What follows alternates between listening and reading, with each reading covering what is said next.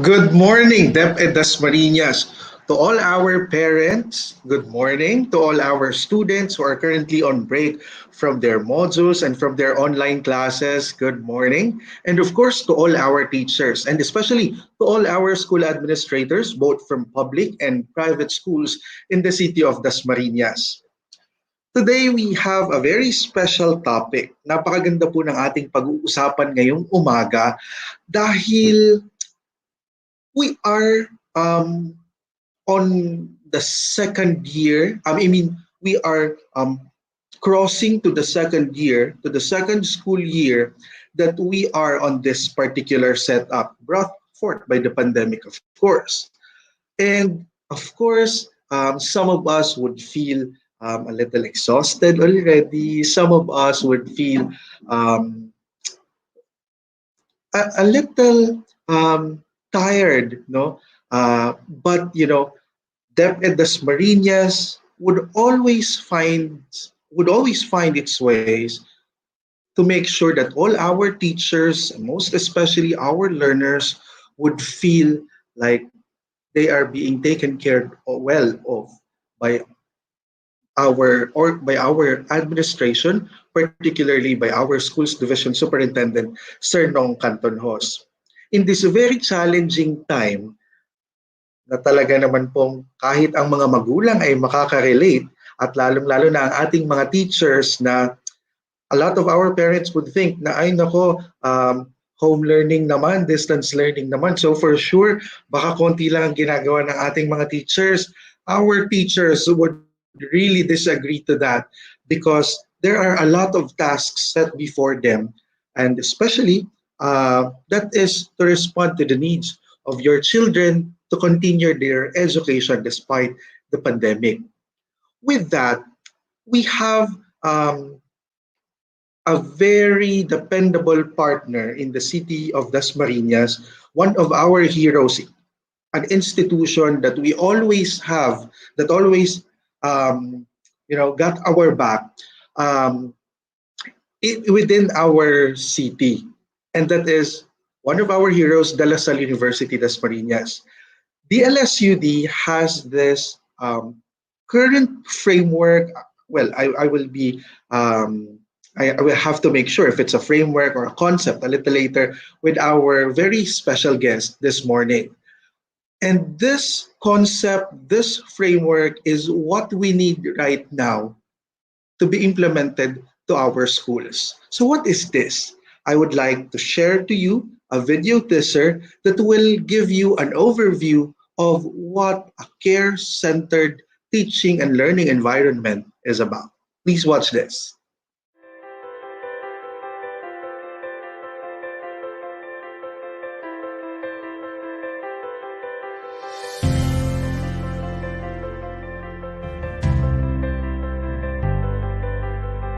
We hear your thoughts, and we listen to your desires. We step up.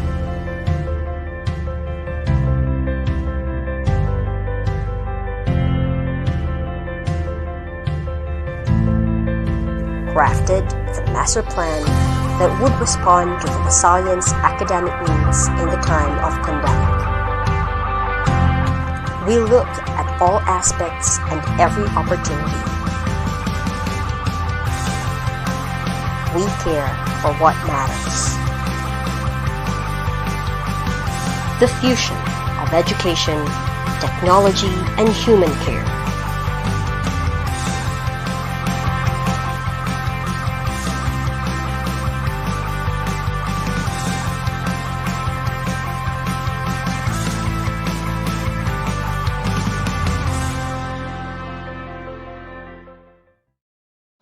There you have it. Napakaganda ng huling, what is that?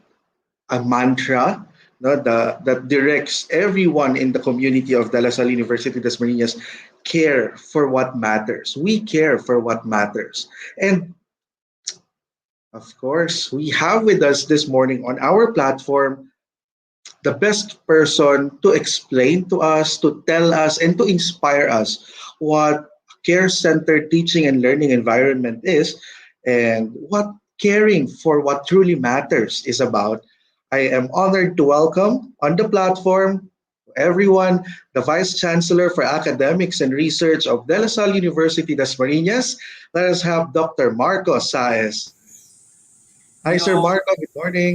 good morning, Maki, and good morning to all our Facebook Live viewers who are joining us right now. I'd like to, if you would allow me, send a special greeting to my former students in the MAESL program.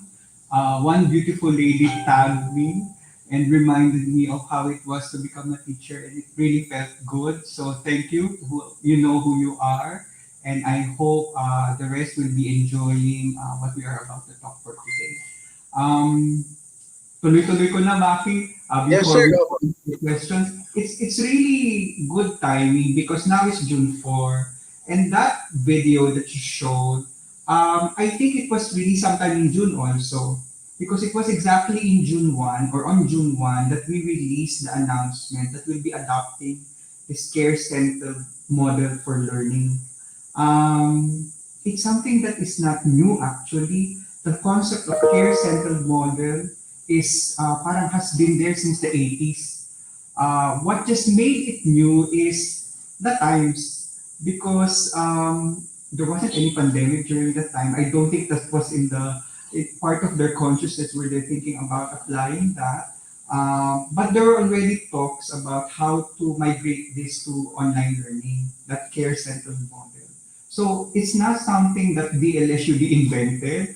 It's not something that DLSUD takes credit for because there have been literatures in the past that helped us understand and migrate this to today's environment.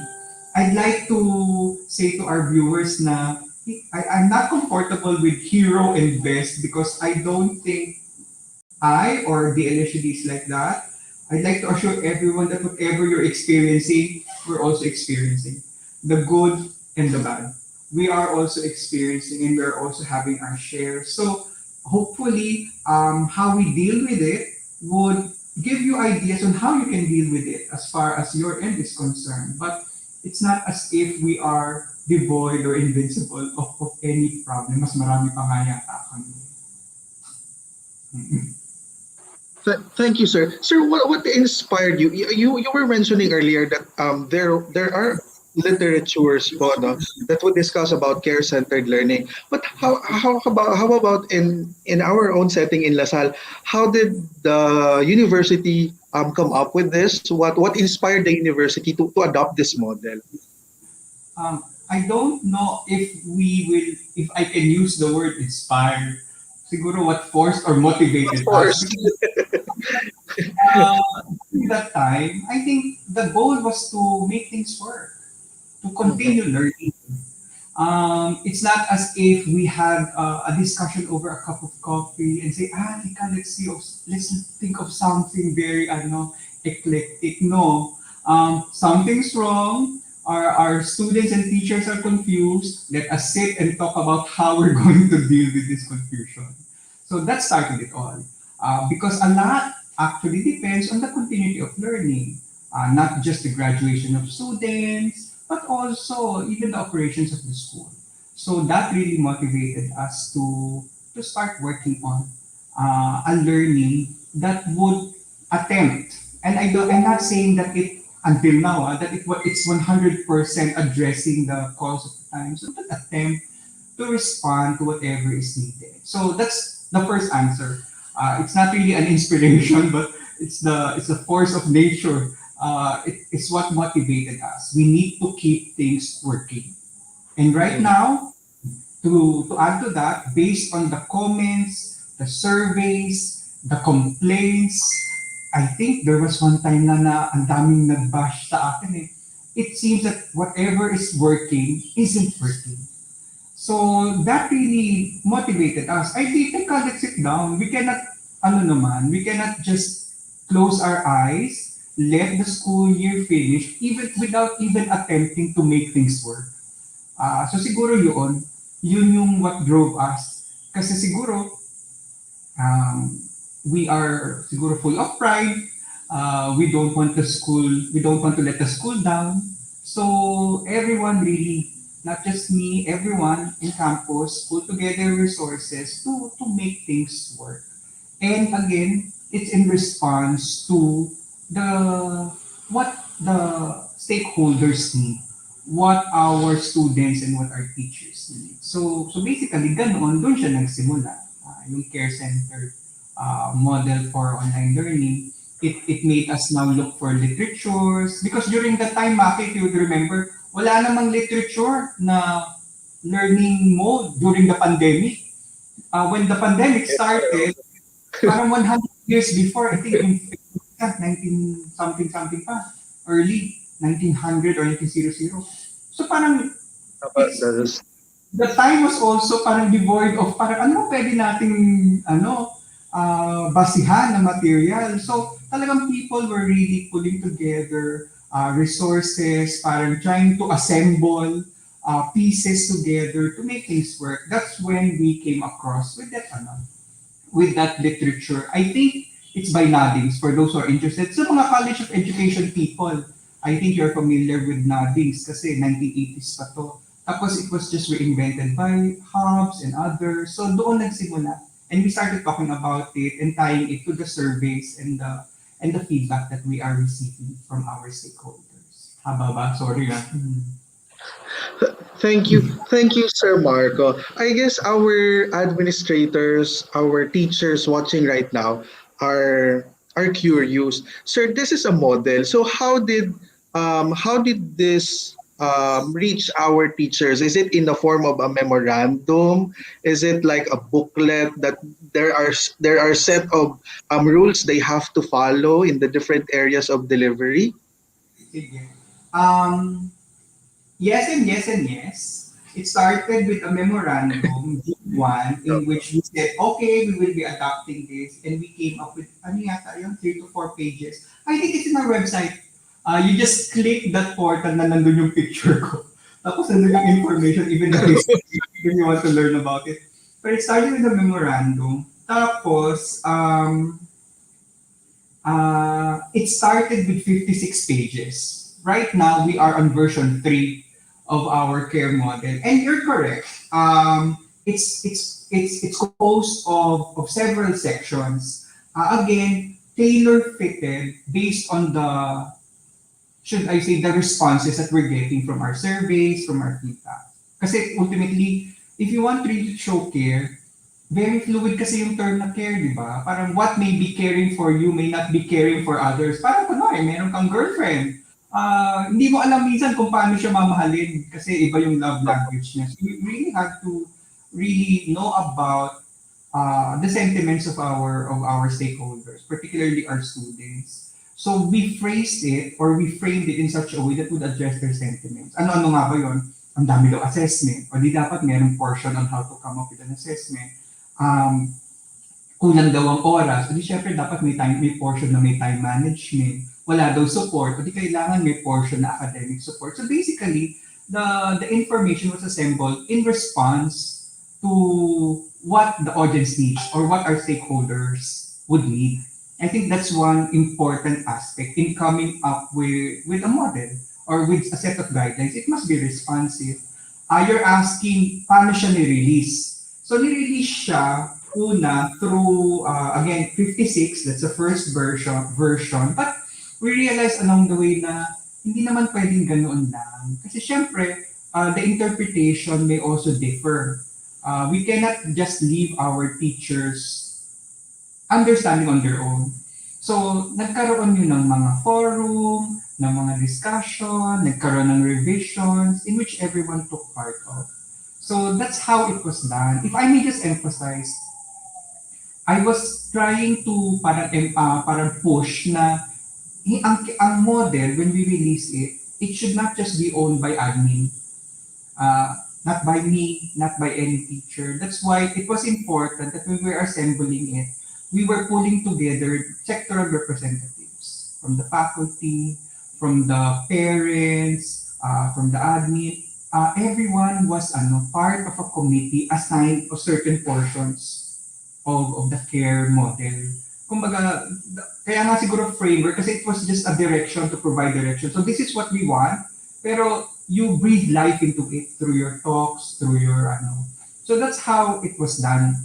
Eventually, it was parang kumbaga CHED or DEPED, guidelines would be released in a public forum, certain revisions would be made. I think we're improving. The third version, feeling ko mas systematic na siya at mas maikse. From 56 pages, I think we're now down to 13 or 14 pages. Because that was also one area that we looked into. Parang ang hirap naman intindihin kung ang dami-dami. So we try to condense it. And again, because of certain people, our committee, parang yung explanation to the stakeholders were also done. Parents included and students.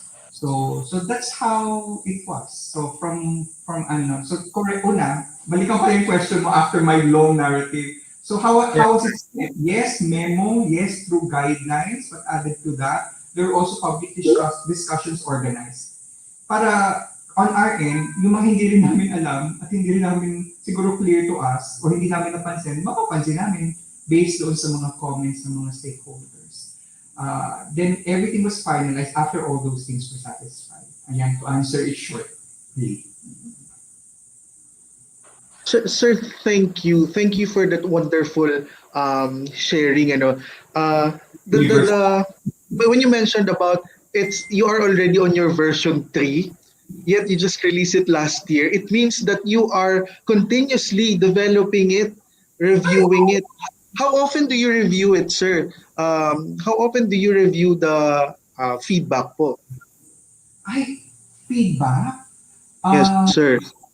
We have different means of attaining feedback. Siguro ang regular would be right now, we have a multi-sectoral meeting every month in which the leadership, parent leadership, student leadership, and faculty would be there to give us parang feedback on ano ba yung malabo, o ano ba yung malinaw, ano ba yung dapat palitan, ano ba yung akala namin okay lang, hindi pala. So those things, ano ba yung nagko-cause ng problema? Baka kami, hindi naman sila. So we would have ready. Kasi totoo naman nila, sometimes we would receive this na. Kasi daw, kaya nagiging mahirap na because of the guidelines. O di syempre, titignan mo yung guidelines. So parang ganun. So ganun, it's part of it. So we have regular meetings regarding that. Also, we have a hotline. And it's Right. receiving complaints. It's IRR care hotline. In which, kasi from the complaints, doon mo makukuha kung saan ang problem eh. Is it in the implementation or is it really in the guidelines? So pwedeng ganun eh. Is it in the information dissemination? So there's also that. Plus, we have people in charge of really focusing on developing the guidelines. We have our policy review and development coordinator. And with him, hindi lang siya, he has a team composed of different representatives from different colleges so that we would be sure na as much as possible, different perspectives are taken into consideration. We're not just intoxicated with ours. Kasi sometimes, iba, if you're so in love with what you're doing, you cannot really anymore see any room for improvement or mistakes that people are experiencing. So that's important to us. It's a bitter pill to swallow, if I should say, because hindi lahat naman ang gusto mo maririnig mo. Tatanggap at tatanggap ka ng, kumbaga parang gusto mo lang ibaon ng sarili mo sa lupa minsan.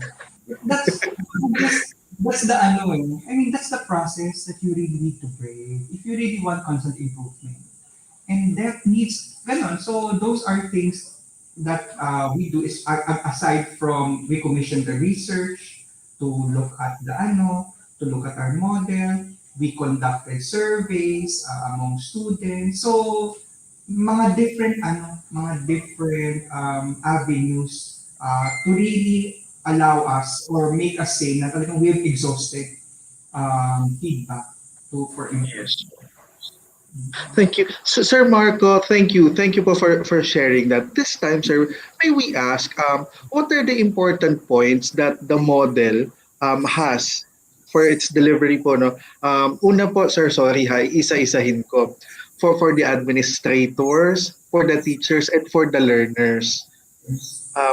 What are the important features of the model for them po? One mistake, or should I say one mistake? Siguro one thing that we missed out, the first version, was we were only thinking about our learners. Ay, Mm. kami, paano naman kami? Yung care sa amin. Nakarelate naman kami. Opo. Oo naman, you have to also take care of your, ano naman, of your, kumbaga, care providers. So, ang mga points niya would be, for the version 3, nandoon na yung, as I've mentioned, when synchronous classes would happen, how much time would asynchronous be, what are expectations regarding the modules, assessments, especially, how do we give considerations to our teacher, to our students, when should we be excusing our students. As far as teachers are concerned, meron doon how teachers will be assessed in terms of their performance and how they will be guided and corrected. So may mga ganun na rin features na even before we didn't have any. So I'm not saying that yung concept ng care is not talagang care. Parang you must also make sure that sometimes care can be also tough love. If you want things to work, there are things that you really need to, di ba? Siguro carry out, correct in the process. So I think that's a form of care which some people, I guess, medyo not comfortable with. Ano bang sabi ni Sir Emmanuel? Care to a living model. Ay, sorry, sige, ikaw ba magbabasa? Sorry. No, sir, it's okay pa. And it clearly defines the role of everybody in the continuity of education in time of pandemic. Salute and thank you. Worthy to emulate. Sir, thank you po.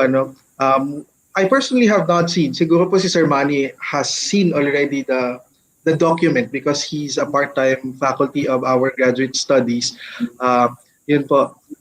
That's why he really want a platform to have you, sir, to inspire our schools, to inspire our administrators to, if not, syempre, sir, it will take time, sir, to look for a model, but to be inspired that there is a possibility to give love, especially in this time of pandemic, to be loving, to be caring, to be considerate. Yes, sir. Maki, I think yung possibility naman yun even existed even before this pandemic began. Di ba marami nga nagkakainlaban through text na lang. So I think what we need to do is para extend our imagination and see how it will be done in our context. However, of course, again, sabi ko nga, public information naman yun. You could just visit our website, look at my picture, i-click nyo yung visit, nandoon lahat yun. What I'm saying is, again, care is very relative.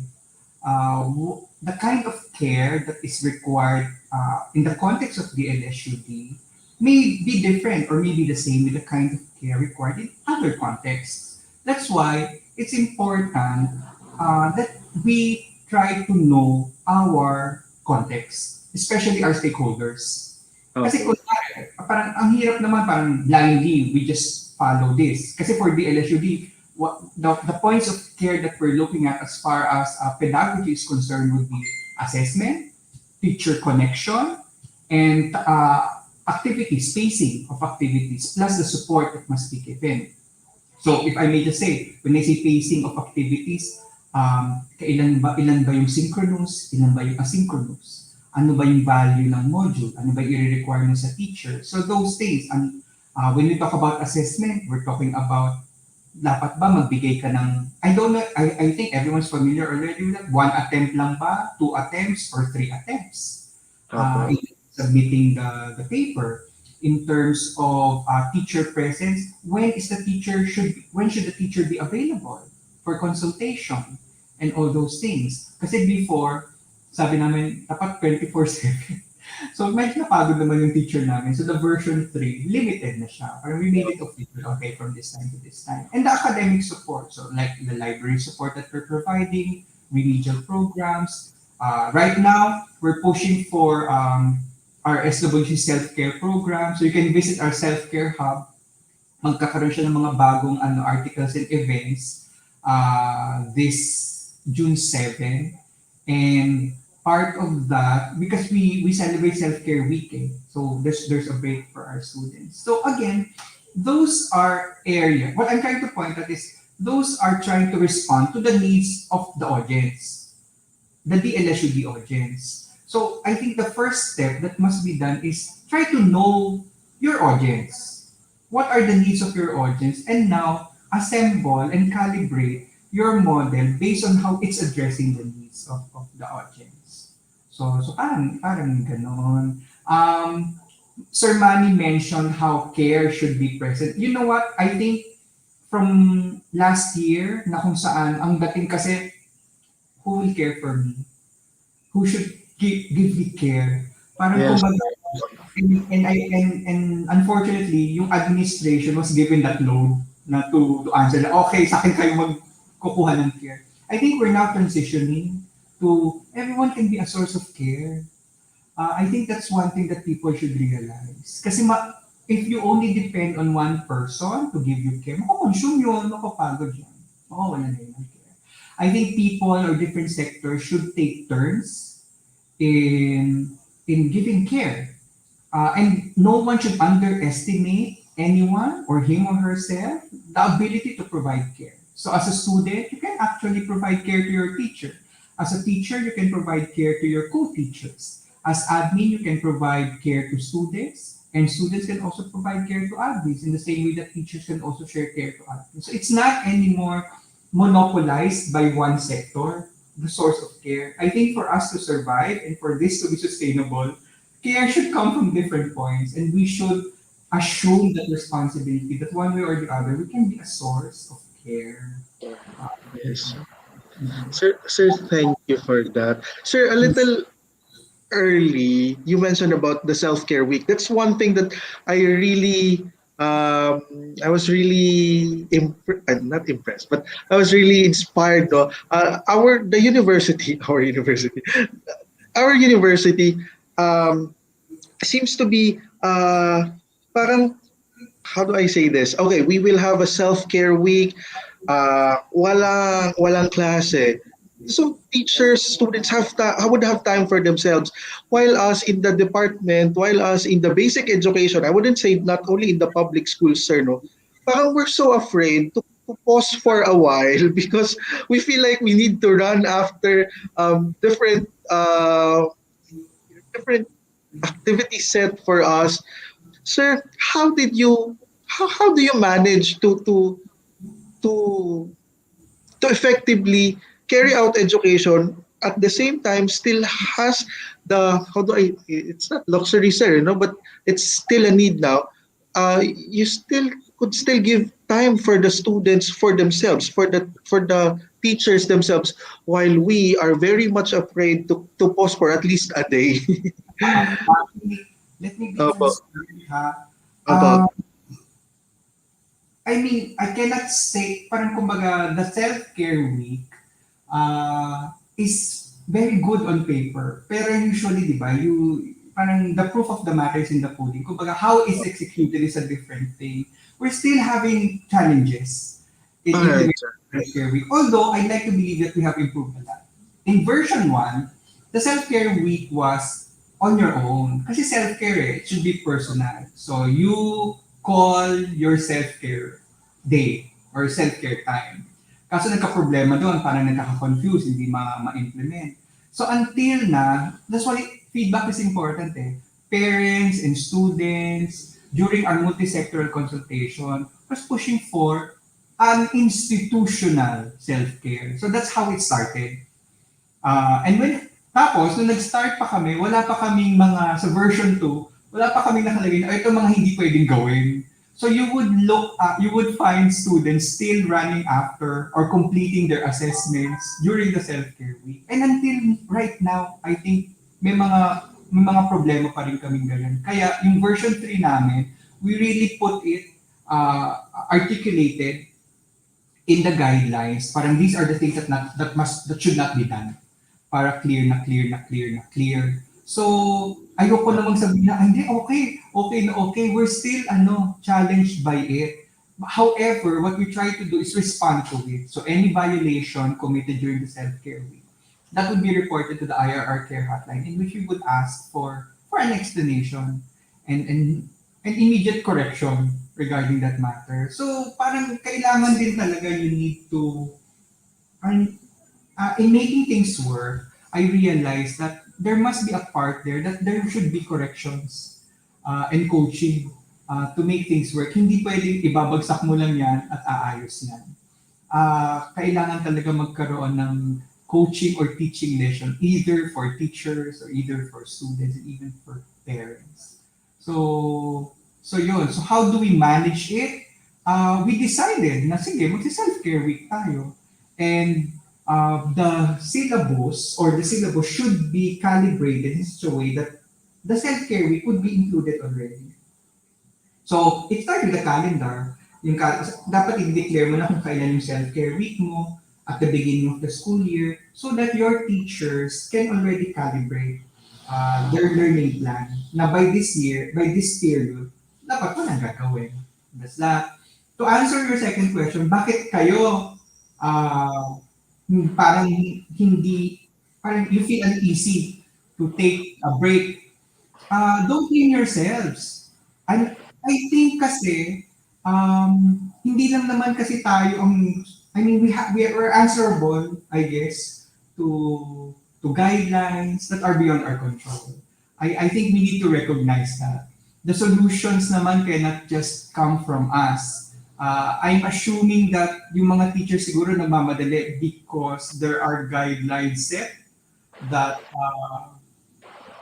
must be met, or there are guidelines or deadlines set that must be met. So, yun? I think if you want your teachers to relax, you should also look into the guidelines or the requirements that you're asking your teachers to siguro to meet. Kasi you cannot sometimes blame rin your teachers if you have this set of guidelines. That's one thing I learned from our discussion, from the feedback. Kasi parang kumbaga sabi namin, na-stress daw yung teacher kasi yung monitoring tool namin, ang dami namin gusto ipagawa. So, it makes sense. Oo nga naman. Kasi syempre, especially those teachers that are really perfectionists and would really want to be on top of the ranking, syempre gusto nila lahat masatisfy yan. So, oo nga naman. So, na siya, in-streamline na siya ngayon. And I'm not closing the doors na baka i-streamline pa rin siya in the coming school years. Kasi pag stress ang teacher, stress din ang estudyante. I think it's the effects. Yeah, So, yun din, sometimes, kung siguro, shout out to our administrators, we also need to look at ourselves. Baka nga yung source of stress sa atin, kasi that's a realization. Also, it's a painful realization that I have experienced throughout this pandemic. Baka ako ang nagpapastress, hindi naman sila. Diba? So I think that must be examined. I mean, the teachers may not be may be having difficulty finding time because we're asking so much. So baka ganun. Thank you, Sir Marco. It hit us when you said kapag stress ang teacher, stress din ang estudyante. Sir, we are transitioning. We are preparing for our next school year. We are on the fourth quarter right now. Now that we are blessed to have you on this platform, a lot of our administrators are expressing their gratitude. Our teachers are expressing their gratitude on the comment section, sir. And a lot of them would want to calibrate and to adopt a care-centered approach in their delivery. Sir, how, on your experience, sir, how could our basic education administrators, school administrators, start adopting this concept or this model? What are the things they should start doing by now, sir? Well, first thing to do is, kasi sabi mo, embrace ba o accept, then you must Yes, sir. you must first believe that you want you want a change.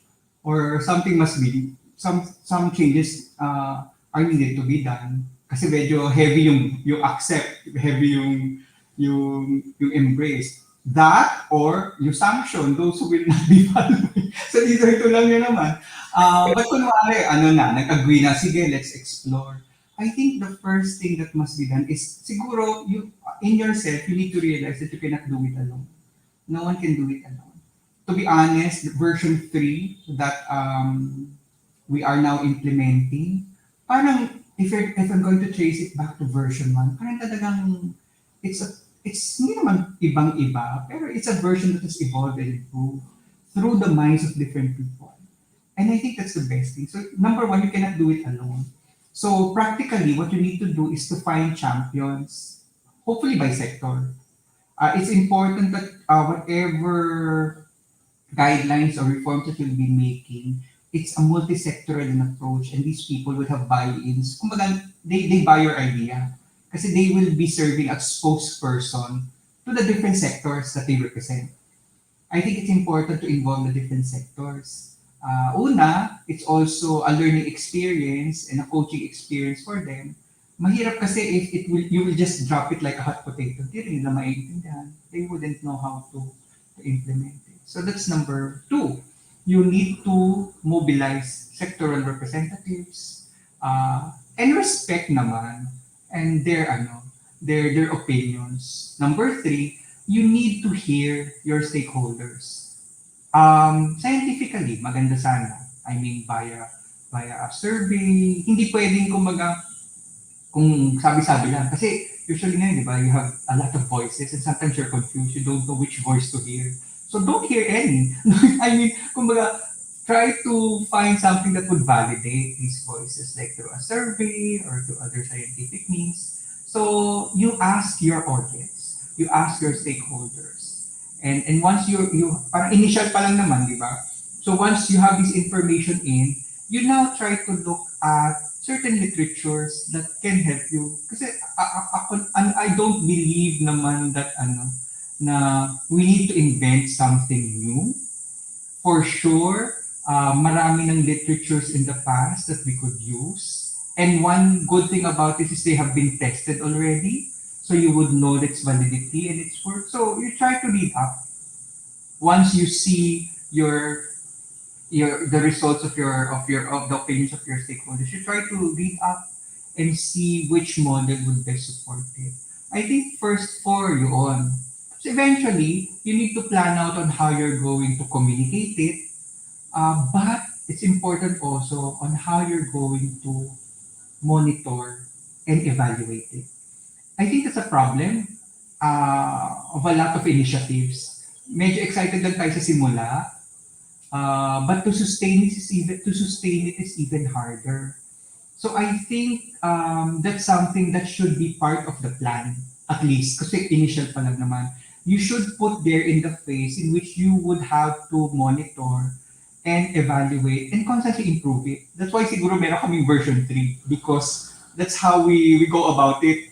Diba? You just don't, okay, ayos na. O, tapos na. Okay na kayo. No, you check whether nag-work ba o hindi. Then you come up with certain improvements after. It's also important na meron kang timeline. And when I say timeline, not just timeline of completion, timeline of threshold. When I say timeline of threshold, hanggang anong care ang ibibigay mo dito sa time na to? Anong care ang ibibigay mo sa time na to? Anong tough love ang ibibigay mo sa time na to? I think that's important and that's a reality. Parang hindi naman pwedeng, kumbaga, all throughout, that's the kind of patience and care that you will be exercising. Because ultimately, you need to make sure that learning is effective. So eventually, you need to also recalibrate your approach depending on your timeline. Kung kailan ka ba magko-call ng attention, kailan ka ba magko-correct, kailan ka ba okay lang muna. That should also be part of your plan. Hindi pwedeng okay lang forever kung hindi naman nag-work for administrator. So that should be. Hirap pa sa guro, hindi ko na nabasa. Hirapan na guro sa daming gawain na hindi naman helpful sa kanila bagkus, nakaka-stress pa. Totoo naman yan. si Ma'am Chrissy, and I'm sorry to hear about that. But you know what? As administrators, we also need to see how things are happening. Kasi ngayon, ang problema kasi sa online, one cannot anymore distinguish yung sources of stress. Kunwari, nasa bahay ka, magluluto ka, magtuturo ka, mag-iigib ka ng tubig. So, sometimes hindi mo na ma-pinpoint, baka naman kasi ang dami mong niluluto o ang dami mong o ang daming may ingay na bata. Yes. Di ba? Oo, kasi come to think of it, parang ang easy way out to blame is the education sector. Kayo ang source ng aming stress. But you try to look at it on a holistic point of view and eventually come up with siguro time management. One thing we found out, ang daldal ko, no, in our last, our students, sila, parang, we conducted this survey recently. And they rated high in terms of connection. And when you say connection, it's connection between support system, parents. Sabi namin, tayo lang siguro ang source ng stress. Kasi bakit doon mataas ang connection pero there's still stress with our assessment. So now we're trying to look at how we're going to bring home, to bring the concept or the feel of home sa bahay. So for next school year, para mas mababa yung stress. So, yun nga. So, I think it's very easy to start a program or a model, whatever model that is. I think the more important question is how to sustain it and how to improve it. So, it should be part of your plan. It should not end by launch. It should continue by review, improve, execute. Review, improve, execute. So, I think it should be that way.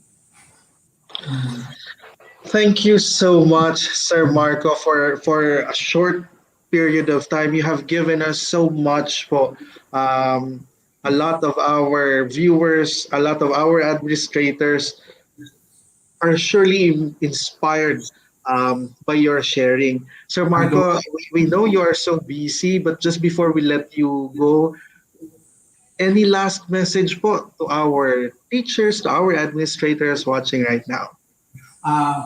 Maki, personally, I'm glad to see you. For those who do not know, Maki and I had a chance to work together when he was in 4th year, if I'm not mistaken. I'm graduating. Yes, sir. Year. So yun. So Maki, congratulations. Now that you're siguro isa sa mga very popular personalities in our division.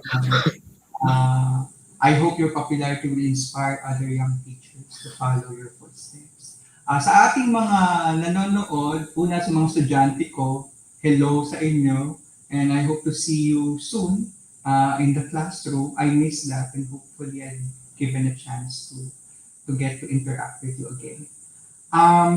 Pero sa ating lahat, huwag tayo magmadali. This is not a sprint.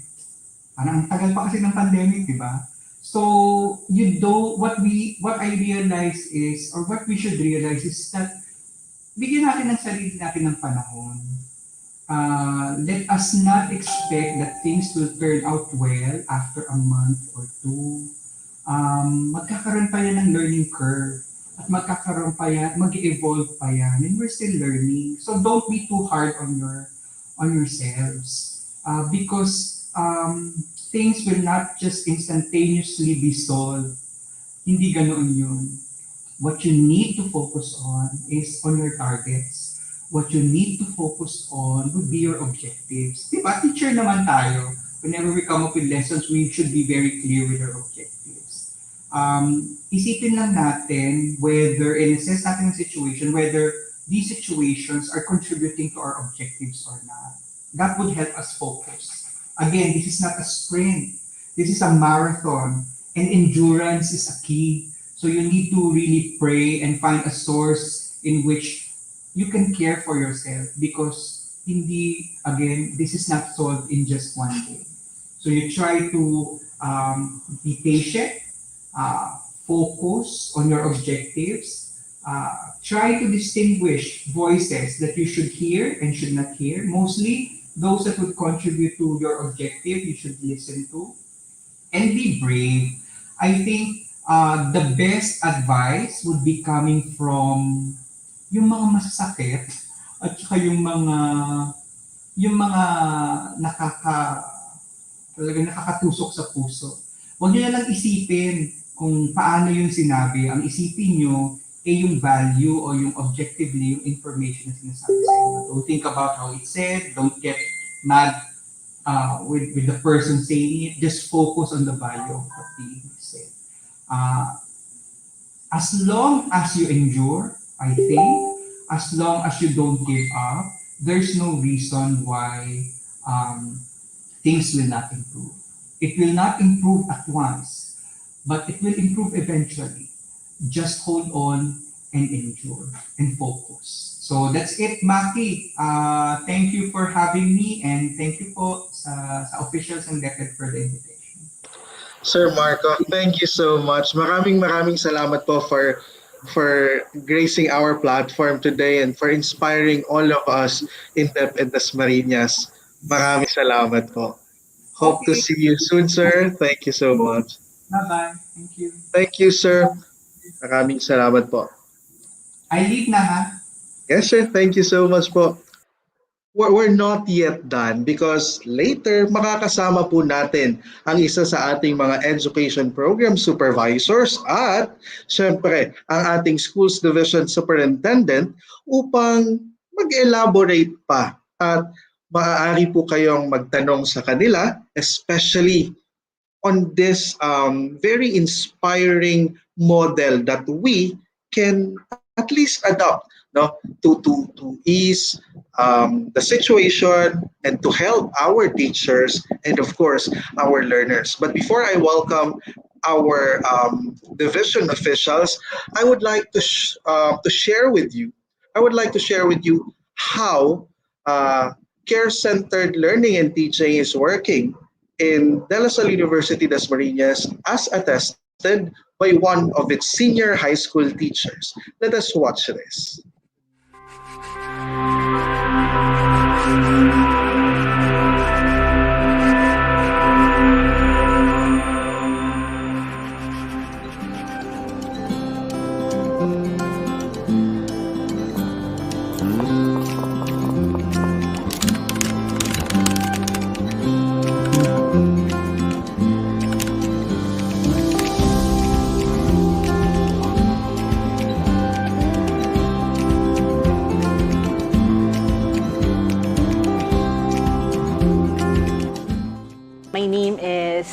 Buitizon. I am from DLSUD Senior High School.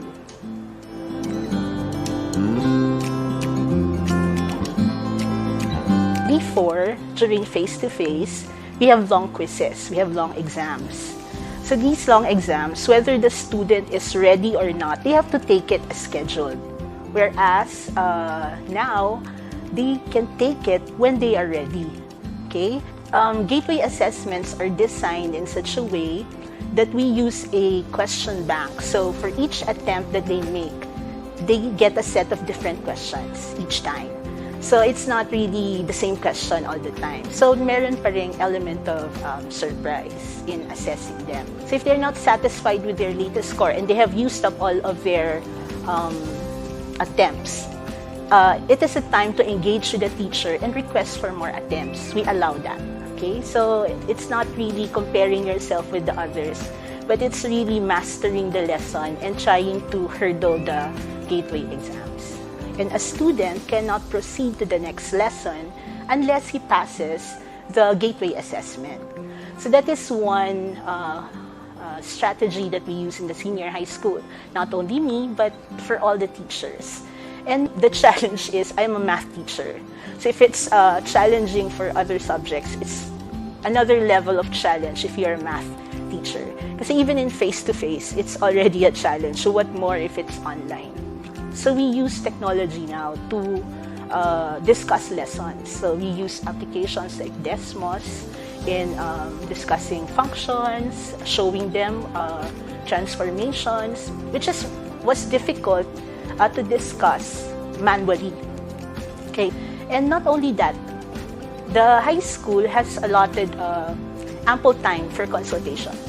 So um, aside from the asynchronous consultations, we do synchronous consultations, and we try to do it in smaller groups so that the students are more at ease to bring out their questions, and you are more able to concentrate on a fewer number of students. Because it's synchronous, sometimes you have big classes, but to allow the engagement to be there, we do synchronous consultations and even asynchronous consultations also. And one thing about these consultations, unlike before, after your long quiz, when they are graded, then you discuss the results, right?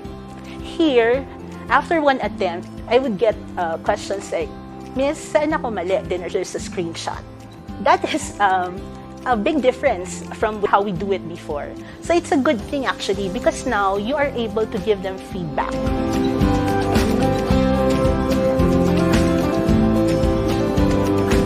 Creating a space for yourself for work, watch K-dramas, engage in analysis and discussion with colleagues about K-dramas.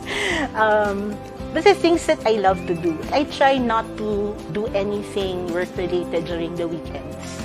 And disciplining yourself not to really determine your work hours and your personal time for your family and for yourself.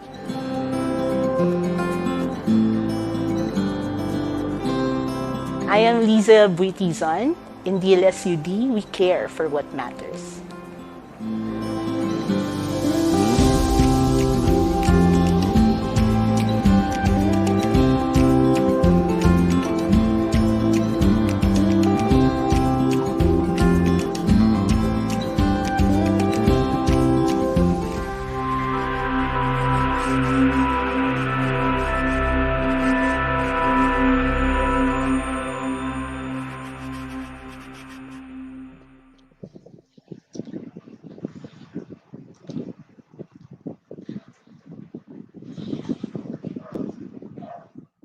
I'm really inspired, no, by the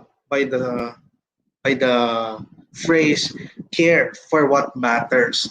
And siguro a lot of you are watching malapasana all when Ma'am Liza said I could still get to watch K-dramas, I have time for my family. But you know, DepEd Dasmariñas, the reason why this is streaming right now is because we also care. We care for all of you.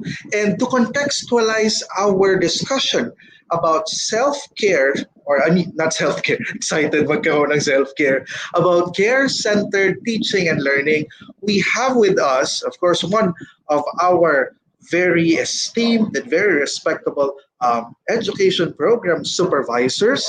Ladies and gentlemen, our EBS for Science, we have Sir Antonio P. Faustino Jr. Sir Tony, good morning. Yes, great morning, Sir Maki. Great morning, everyone, to our FB Live viewers, and of course to our fellow leaders in DepEd Dasmariñas, as well as our partner stakeholders, to the parents, administrators, to the children whom we really care a lot. So, pleasant morning po sa inyong lahat. Sir Tony, ang ganda ng discussion ni Sir Marco, but the question I have in my mind right now is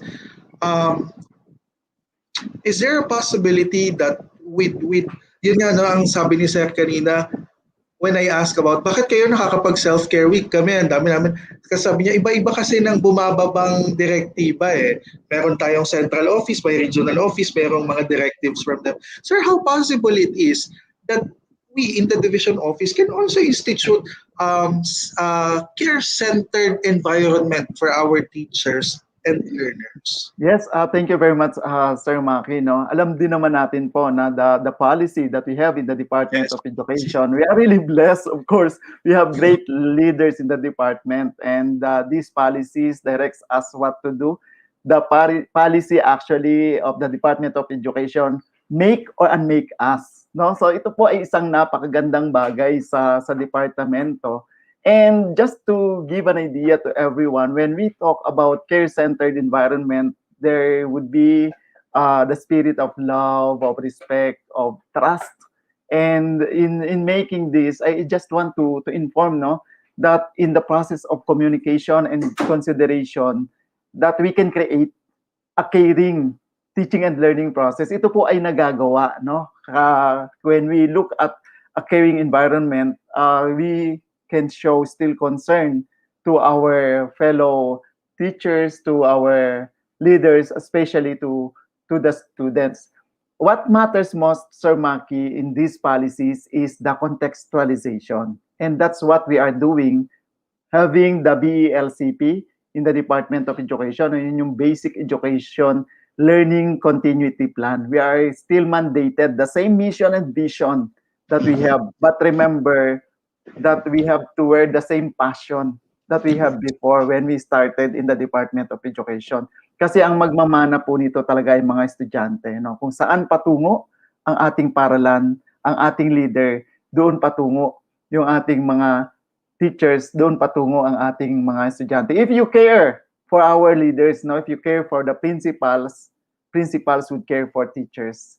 And if you care for teachers, teachers would care for students. In contextualization, making it environment, just to give an information that in DEPED DASMA, we are offering online and modular distance learning. It is easy to do or easier to do in the online distance learning because caring is a matter of communication and consideration, commitment, compassion, concern. Medyo mabibigat yung mga salita, no? Something that money can't buy. So this time of pandemic, it is a matter of time and commitment. Just to give an idea on what we are doing in DEPED DASMA, meron po tayong tinatawag na community of practice, no? COP. In caring, we highlight communication, compassion, and commitment, as well as consideration. But let us consider every word as a process. In a process of communication, how can you take care of your student if you don't know them? How can you take care to your student if you know not their situation?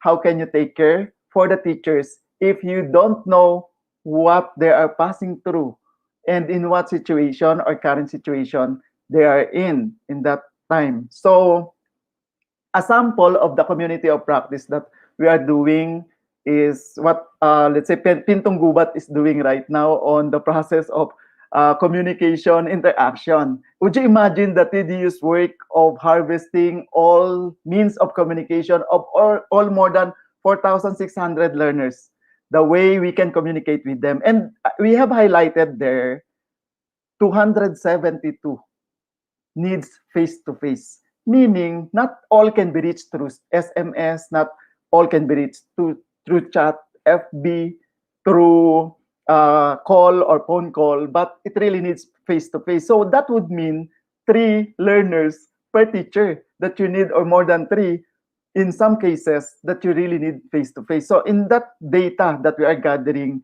here, teachers really extend time and effort to care and communicate. And on the process of consideration, remember, the teachers nowadays, we are on the 4th quarter of this school year. And on this 4th quarter of the school year, you may notice that teachers are doing forms, doing the COP, the LDM modules, the ITCRF, and some other requirements that we have in the department. But we have to consider what is essential and what is relevant and would really be needed by our fellow teachers that would transpire caring also for our learners. So that's a great opportunity for us to do it, and we're doing, and we're blessed in DEPED DASMA because our leaders really cares and contextualize things for our learners. Thank you so much, Sir Tony. Sir, what are the things our teachers, because I was sabi ko nga na-stress ako kasi while we are talking about care center, no, I would see teachers posting, but they are not directly implying that the problem is, of course, with the division office. They are mostly specifically referring to their immediate heads. Their immediate heads. Pero isa nagsabi, DepEd ka ba? Ikaw na ba ang taga-Dio? So, sir, Yes. what are our usual paalala to our not supervisor? What are our usual paalala to our school heads, to our head teachers? Kasi from the division, we have a good plan for our teachers. But in between the plan of the division and the teachers, there are the school administrators. So what are our usual paalala, and what are the things you would like to reiterate today as we talk about care-centered, sir?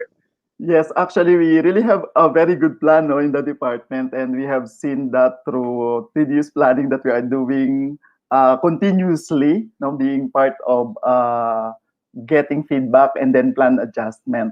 We just want to remind, of course, our fellow leaders in the department that what matters most in this time of pandemic is not just when we talk about care-centered, no, learning, teaching learning process, it is person-centered. Now, when we talk about person-centered, we are talking about the needs, no, the relationship that we have with them. So it is really a matter of caring and making it personal, the activities that we are doing. So we have to look at the needs of everyone, the choice and those things that are relevant. Of course, we are mandated by the different policies, and there are deadlines that we need to beat. But in doing so, collaboration with our fellow leaders is necessary.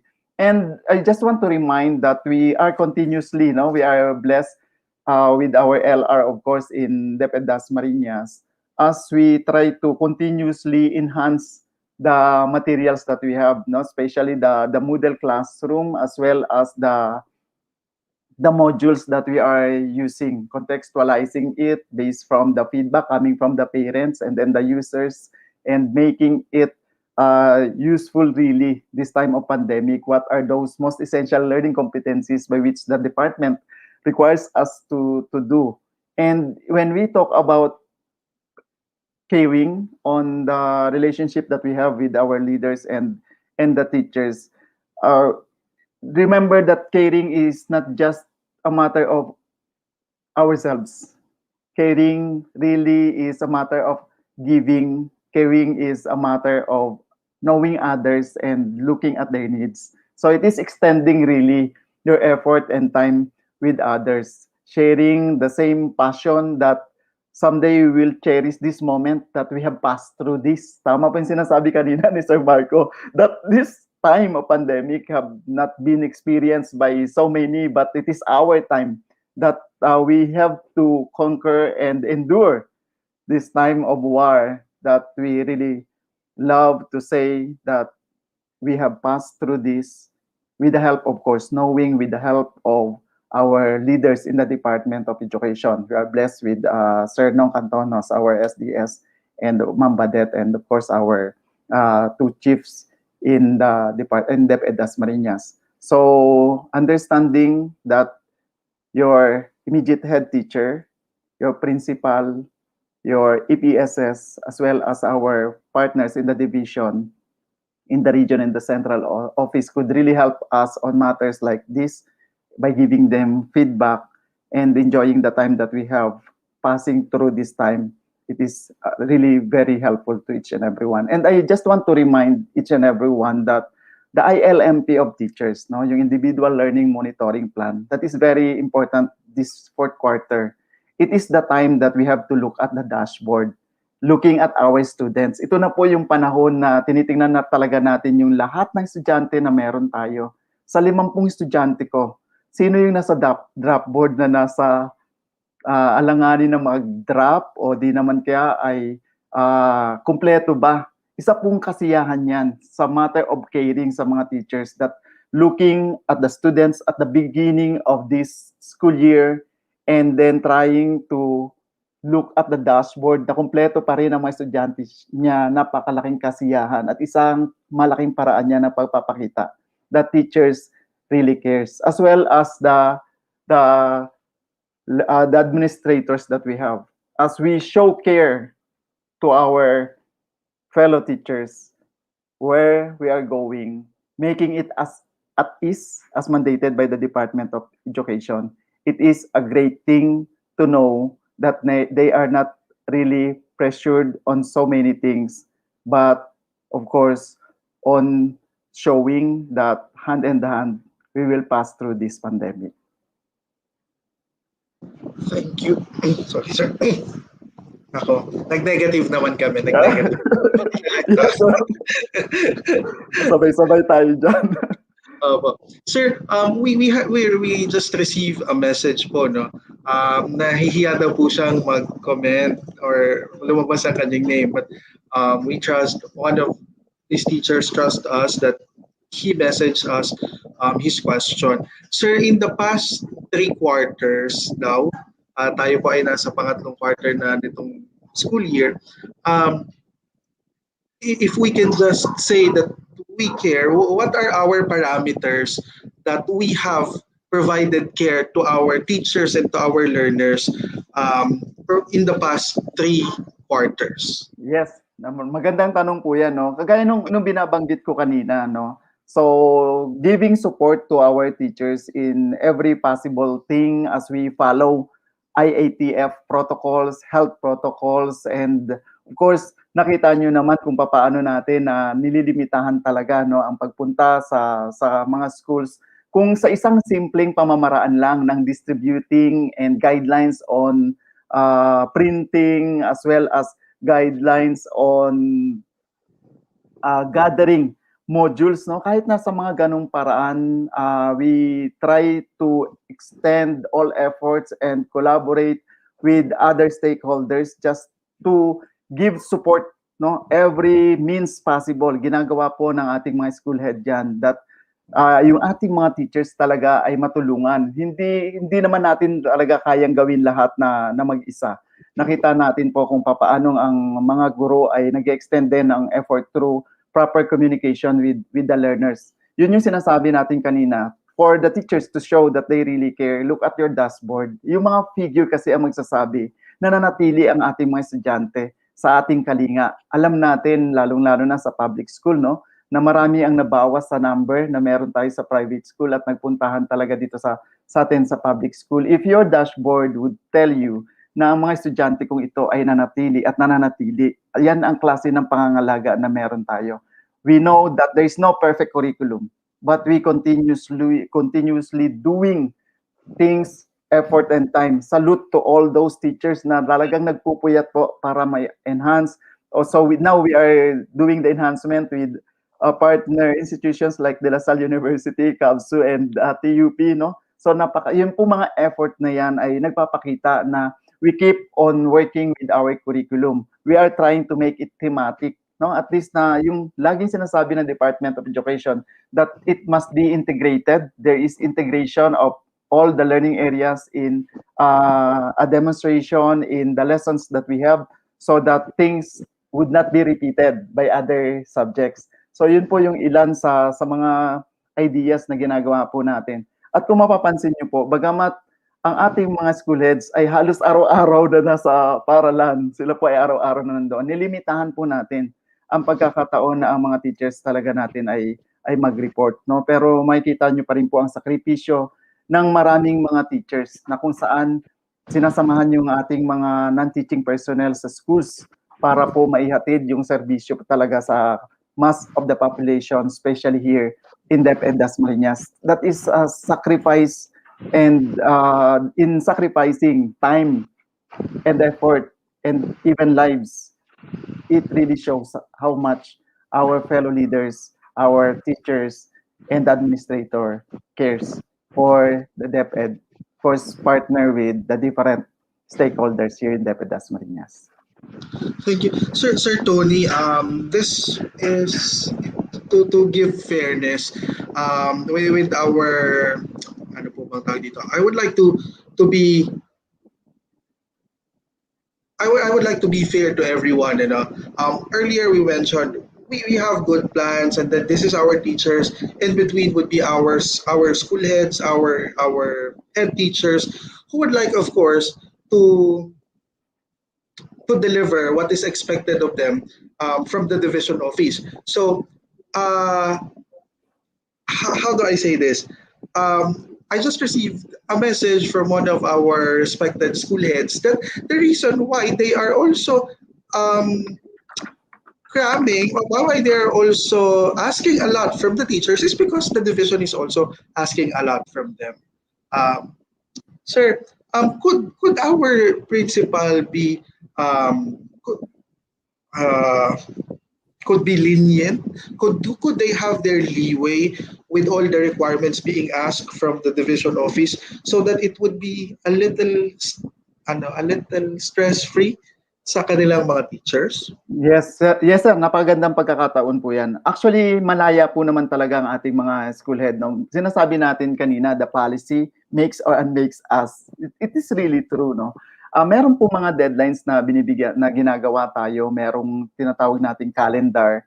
Kung tinitingnan po natin yung calendar at kung papaano hinahati-hati ang mga gawain sa isang paaralan, ay napakagandang pagkakataon na makita natin na to accomplish these things, we have to really collaborate. Hindi ko sinasabi, no, na kailangan na maipon sa isang guro, no, o doon sa mga masisipag talaga, kasi may masisipag naman talaga tayong mga teachers na laging sa kanila yung trabaho. Yung sinasabi natin palagi na we have to practice it in a manner by which everybody could be heard, and collaboration is very important. Pagdating po sir sa contextualization, it is a matter of prioritization. And in a matter of prioritization, we are looking at what is relevant. Hindi ko naman sinasabi sa ating mga principal na kung ito ay talagang huli, hindi na natin gagawin because it is mandated and we are working with the policy. And as we look and try to look at the policy, kung ano yung sa tingin natin na pinaka-importante, yun talaga naman po ang inuuna natin.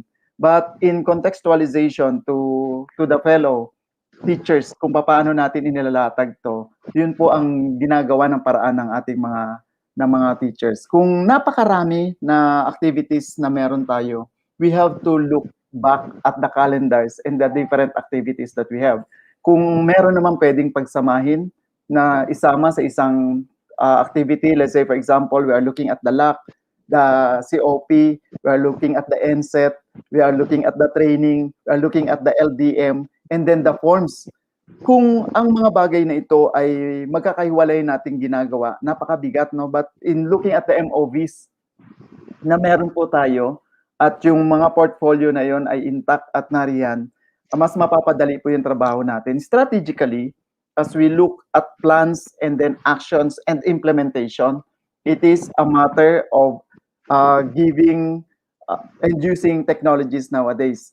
When our teachers and schools have presented their MOVs as we try to monitor, nakita ko po kung gaano kahusay na inilalatag nila to.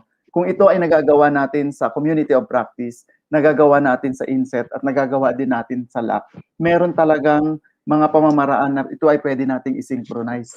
Hindi naman po dapat siya ilatag talaga na palagi magkakahiwalay, kung hindi ito ay nakabase naman talaga sa needs assessment na ginawa natin. Ganon din naman sa mga estudyante na meron tayo. If the students would show a certain research or project that would give performance, pwede yun itasa o tasahin ng teachers ng science, ng mathematics, at ganon din naman ng English as they want to present on a performance basis. So, ganun po natin siya tinitingnan, sir. Alam natin kung gaano karami ang mga gawain base sa polisiya at hinihingi, lalong-lalo na ngayong fourth quarter. Pero tingnan po natin yung mga relevant things na dapat nating unahin at dapat nating pagyamanin. Kasi kung itong lahat ay humihingi ng mga MOVs, talaga naman pong mabigat na gawin yon palagi. Kung hindi, ilatag natin siya ayon dun sa ating timeline at mapapansin natin na malalampasan natin siya na nakapag-comply tayo to those things necessary and relevant as required by the policy and the mandates that we have in the Department of Education. So that's the thing by which we contextualize and we show we care with the fellow leaders that we have in the department. Thank you, Sir Tony. Thank you. I would like to entertain questions that are arising from our comment sections. Most of them are our reactions. And as I read that, I would like to welcome on the platform, of course, the best person, no, to help us address these reactions is no less than our schools division superintendent. Let us have on the platform our ever hardworking and napakamatipunong SDS, Sir Nong Canton Hos. Hi Sir Nong, good afternoon po. Good morning. Magandang umaga po sa ating lahat. First, I'd like to give on behalf of DEPED DASMA, thank you very much and our appreciation to Sir Sir Marco of De La Salle, our guest for today, and or Sir Tony. And also to you, Maki, and to the members of the technical team. Ilang minutes lang na naiwan sa akin, Maki? Sir, mahaba pa. Mahaba pa. Ang hiningi ko lang sa iyo 5 to 10 minutes eh. Okay. Actually, Sir Marco and Sir Tony almost said it all. Halos nasabi na. Yung sa akin na lang ay yung toppings, yung pang-dessert. But of course, on a very serious note, all the concerns that were given and the insights, the inputs given by Sir Marco and Sir Tony, as your OIC, SDS, and DEPED DASMA, everything is under my command, my accountability and responsibility on whatever we are doing and whatever we're implementing and whatever, all the concerns from the schools, from the field officers, from our non-teaching personnel. Yan ang gusto kong at ako'y natutuwa at nagpapasalamat dahil I'll be celebrating my second month tomorrow. I came into DEPED DASMA last April 5 at salamat naman at buhay pa ako. Char lang. I mean, ganun lang talaga ako. Kung minsan nakita niyo ako maloko, minsan mapalabiro, but sabi nga nila, the person who laughs a lot is the person na pinakaseryoso at mas malalim, mas seryosong mag-isip. Yan po ako. Dina-downplay ko lang yung mga situation minsan. Okay. What really matters most? Narinig ko yung kay Sir Tony at kay Sir Marco yata kanina eh. Bago ako magsimula, sasabihin ko what really matters and who really matters ay kayo. Pag sinabi kong kayo, babalikan ko ulit yung aking order of priority when it comes to giving priority and concerns and address and giving looking for the welfare. Hindi ko binabago yung aking hierarchy, yung aking order of yung sequence. What really matters and who really matters are the learners, paakyat tayo, the teachers, the rank and file, the non-teaching personnel, papunta tayo sa school heads, papunta tayo sa mga supervisor hanggang pataas. Sabi ko nga, sorry kay ESDS Badet kasi siya yung pang-last. Actually, ako yung pang-last eh. Oo. Pataas. Okay. Good morning pala kay Ma'am Jem, kay Ma'am Badet at kay Sir Manny. Okay. Nakalimutan ko ng mag-greetings eh. Parang nagkamali ako dun, Maki, sa hiningi kong 5 minutes. Dapat pala 50 minutes. Okay. Gusto ko lang pong batiin lahat ng ating mga audience and viewers ha. Sinabi ko na yung aking CSDO family, yung ating mga DO personnel and staff, yung mga school head teachers, non-teaching, mga learners, yung mga parents, guardians, home learning facilitators, yung ating mga education partners, the people of Dasmariñas, and all the people watching over FB Live via FB Live brother worldwide. Worldwide to kasi FB eh. Okay, balik tayo.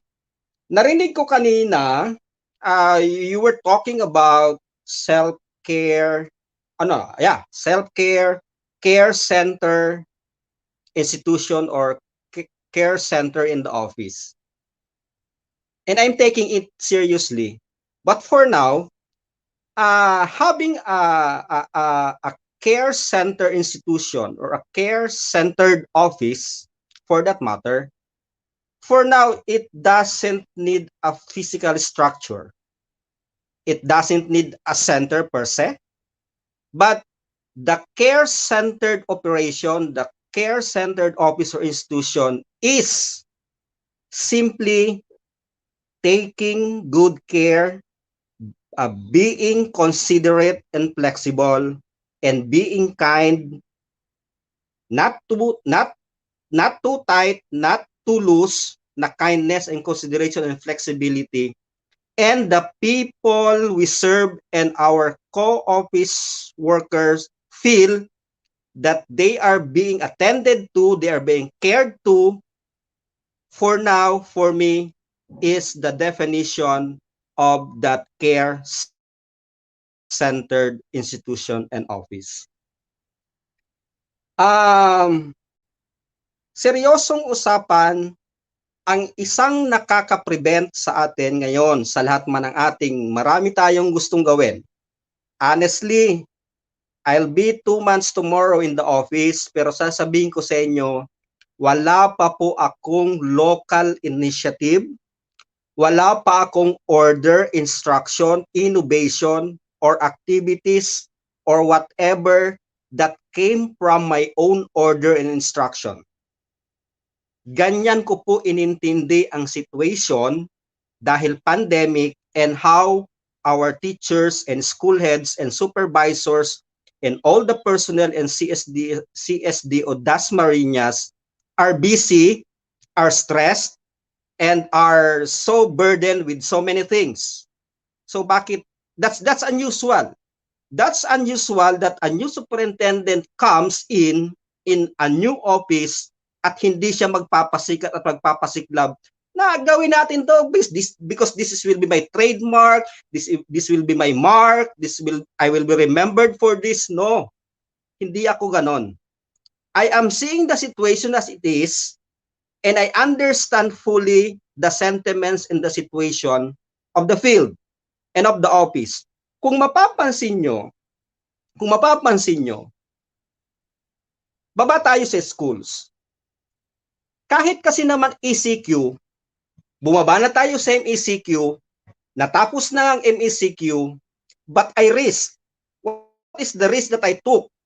I decided for myself, actually, normally, sasabihin ko sa inyo, when I make decision, when I make instruction before I post it in the GC or make a memo, I always make consultation with the four. Who are the four? Meron kaming close group chat with ASDS Badet, CID Chief Gemma, and SGOD Money. Pang-apat ako. We talk about many things and we came up to decision.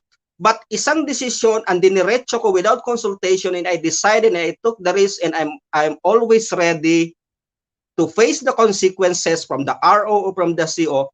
When I decided with myself that the distribution of SLMs be postponed, kahit na MECQ tayo at kahit natapos na tayo sa MECQ, nandun na tayo sa ECQ with heightened restriction. Bakit? Because the situation calls for it, and that's one of protecting our teachers, our school personnel, our learners, and our parents in traveling, going to kukunin ang module at isosole. Sabi ko, yung plane travel lang eh. The mere na nag-travel ng jeep, ng tricycle, is already a risk. And all of those, please understand, maliit man na mabagay or insignificant it might appear on you or sa iba, but yung napakaliit na bagay na yung sa palagay ninyo ay napakalaking bagay po yung sa isip ng superintendent on how the superintendent and the top management and the DO personnel protect our people in the field. And that is also the meaning of being a care-centered institution or office. Okay. Marami akong sinulat dito eh. Okay. I-ano ko na lang ha. Sabi ko, lahat ng activities natin lahat ng monitoring, inventory, reports, lahat yan. Kung kami lang ho, para sa ating mga teachers and principal ha, kung kami lang ho sa division office ang masusunod, siguro ipapatigil namin yung kalahati nun. To be honest and to be frank with you and to be brutal about it, but we are just, ang SDO po ay pinagdadaluyan lang ng authority from the CO, from the RO, NDO. At wala ho kaming magagawa na yung nilalabas ng CO na dumaan sa RO, na dumadaan sa DO, ay hindi namin ibababa sa schools. Dahil pag ginawa ho namin yan, ay kami naman ho ang matcha-charge ng dereliction of duty, negligence, and inaction. So meaning, lahat po ng nagpapabisi at nagpapa-stress sa atin ay hindi po ito local initiative ng division office. Kung hindi, pare-parehas lang po ang sagot natin.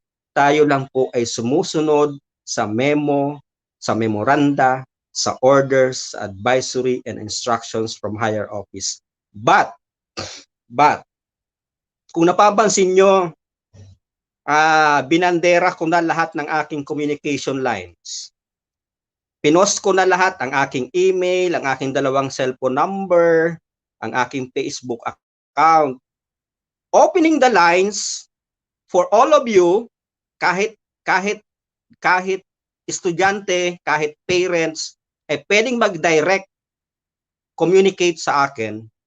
That is one way of taking care of your concerns directly. Because that's one way of gathering, that's my one way of my personal feedback mechanism. I want to know. Just give me. Hindi naman ibig sabihin na sinasabi niyo hindi ko kayang iproseso at hindi ko kayang i-determine, i-decipher, hindi ko kayang i-distinguish saan doon yung prank, saan yung medyo nag-arty-arty lang, saan doon yung medyo nagpapakampi, nasaan doon yung valid, nasaan doon yung medyo valid, nasaan doon yung need for verification, at anong concern kung direkta man sa akin na ibinabalik ko din sa inyo kasi may mga concerns tayo na kailangan yung ipadaan sa principal, kailangan yung ipadaan sa supervisor, sa PSDs, or sa immediate section heads. Ganun lang siya. Okay. But sana na-appreciate ng ating mga kasamahang teachers and personnel and all our people in Dasmariñas City that simple gesture of opening my communication lines to everybody is one way of taking care for them, because I want to be connected and I want to be reachable and I want that the concerns be directed to me. And sa totoo lang, sa dinami-dami ng feedback, sa dinami-dami ng concerns, ay ako po ay natatauhan talaga. At minsan ako rin ay nagigising sa aking pagkakatulog na nga pala I'm missing this point.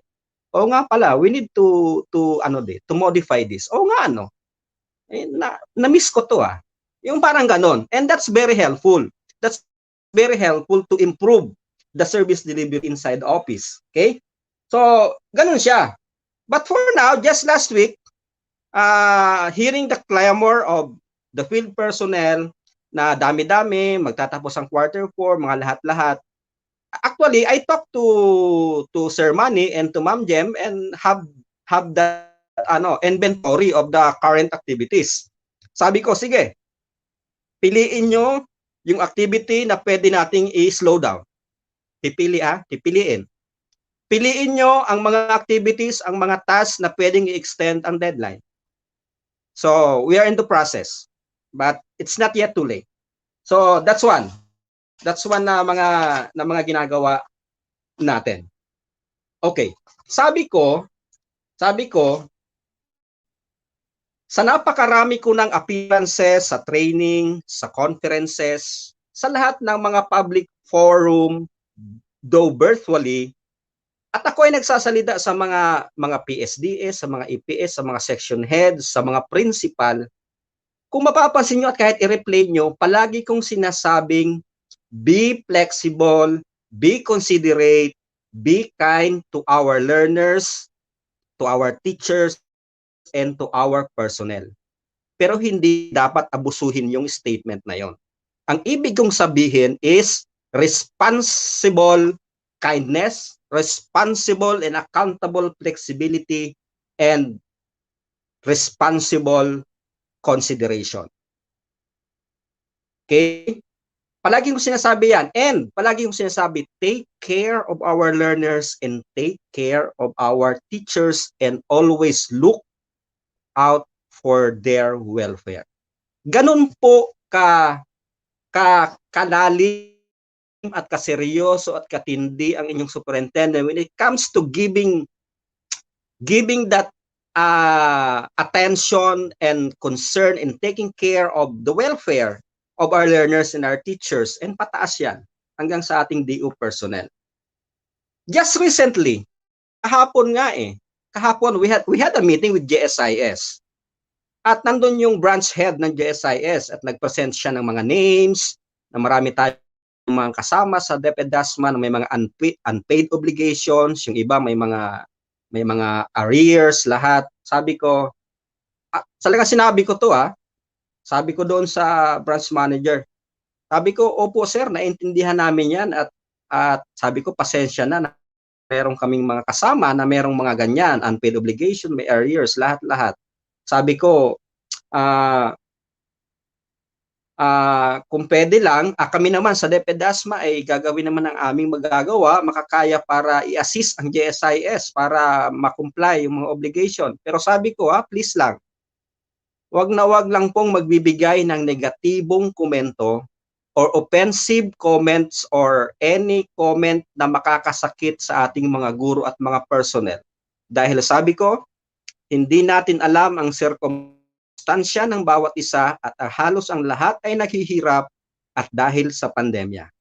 At sabi naman ng taga-JSIS ay oo. So, sa simpleng paraan na yan ay sana ay nagigets ng ating mga kasamahan sa DEPED DASMA. That's how I protect and that's how I care for you.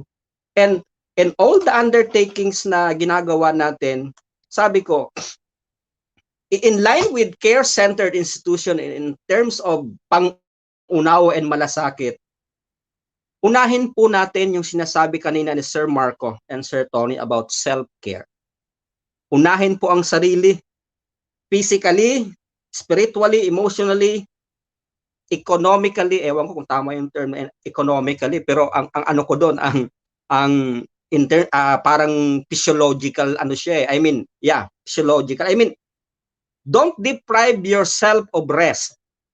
Don't deprive yourself of sleep, of good food, of exercise, and anything that is for your wellness. Kasi pag tayo personal ang bumagsak, SBM validation, sino ang mag-check ng module, sino ang gagawa ng report. Okay? I want to be very clear on that, and that's with full emphasis. Second, please take care of our mental health. Mental health. Oo. Tao lang tayo, kahit ako natatakot din, pero hindi masyadong takot. Takot lang. Sa COVID. Alalahanin natin na ang COVID ay para lang siyang polio, para lang siyang measles, para lang siyang malaria, para lang siyang pneumonia. Ang isa lang na nakakapraning sa atin talaga is yung supply and access and availability of vaccine. Yun lang, wala nang iba. Ang COVID-19 ay isang sakit na katulad ng ibang sakit. Ang problema lang natin ngayon ay kakulangan ng vaccine. Kaya tulungan ho natin ang bawat isa at mag-advocate tayo sa iba pa na pag dumating na ang tamang supply ng vaccine ay advocate natin ang vaccination. Okay? So, yun po. Yun po ang mga bagay-bagay na gusto kong sabihin. At kung minsan ay hindi man namin sinasabi from the DO, hindi nyo man nakikita, minsan hindi nyo nafe-feel, but generally, and as a matter of principle, the present leadership, with all the rest, with the ASDS, with the chiefs, with the supervisor, and even the section heads, with the lawyer, with the budget and the accounting, lahat po kami ay nag-i-exist sa division office, not for ourselves, but for you, for the learners, for the teachers, for the principal, because that is the true meaning of our existence in the Department of Education. We care for you. We care for you and we'll do our best and all other future initiatives on how to protect and take good care of your welfare. Marami pong salamat. Magandang hapon. Hapon na. Thank you, Sir Nong. Sir Nong, just before, of course, the best wrap up for our episode today is to ask about your reactions on the different reactions of our viewers. We have school heads, most of our audience Sige po, sige. reacting on the comment section are our heads, and of course, together with Sir Tony. Sir Nong, I have one question here. I couldn't just identify if the person who commented is a teacher or a principal or a parent. Ang tanong po ni ma'am is, why can't DepEd provide free COVID swabbing for those who were unluckily doomed by the virus? And is there any financial support other than the DIPSTEA which help comes after a year of long waiting? Okay. Ganito ho yun pardon the reference, but when I was still in Masbate, last year pa to, last quarter of 2020, when our regional director asked the field, especially the ASDS and the SDS, what are the items in the National MANCOM meeting that you would like to be included for consideration? Ako mismo ang nagsulat at nagpadala personal sa email at sa messenger ng aming regional director, and very clear, there should be a health and intervention package for those affected. Hindi lang doon sa namatay, kasi sa may namatay, meron na tayong assistance na 50,000 ba yun? Basta meron na doon sa namatay na DepEd personnel, sa lahat ng who passed away. Pero doon sa affected ay wala. Sa affected muna tayo, kasi merong mga affected eh. Alam niyo ho kasi, ang hindi siya ganung kadali in the absence of any issuance from the central office. Kasi very strict po ang COA, even that Bayanihan 1 and Bayanihan 2 hindi yan na-mention, even in the supplemental joint circular issuance of DBM and DepEd and all other concerned agencies, wala po siyang item at hindi siya inaalaw. I do not know paano nila pinag-isipan on how they crafted the policy in the guidance in the utilization of the MOOE and the Bayanihan 1 and Bayanihan 2, kasi hindi siya kasama. In the absence of which, hindi po tayo makagalaw kasi tayo po ay mata-technical with audit. Okay? Wala ho tayong pondo sa division office. Hindi natin pwedeng bawasan ang personal funds for the salary, savings. Hindi natin pwedeng bawasan ang capital outlay. Hindi rin natin pwedeng bawasan ang division and even school MOE to have that assistance. Parehas lang din po doon sa free swabbing. Wala din tayong amount para doon na ipatest. But ang advice ko na lang ay ganito. If there are school heads around or you pass this message, pwede tayong mag-schedule ng all personnel shall be swabbed. It's either antigen or RT-PCR with free on free.